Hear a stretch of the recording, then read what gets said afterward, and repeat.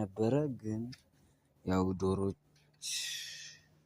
አጥተናል። እንግዲህ በሚያሳዝን ሁኔታ ይሄንን አሁን ድጋሚ አጽድተን በጎች ወይ ደግሞ ሌላ ስራ እንጀምርበታለን ቤታችንን ማለት ነው። እና ፋሚሊዎች ደህና ሁኑ።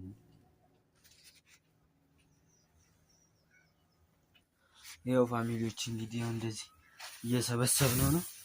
ሰብስበን እንግዲህ በማዳበሪያ ጠቅጥቀን ቤታችንን ድጋሚ አጽድተን ሌላ ስራ እንጀምርበታለን ብለናል። እንግዲህ ደህና ሁኑ ፋሚሊዎች።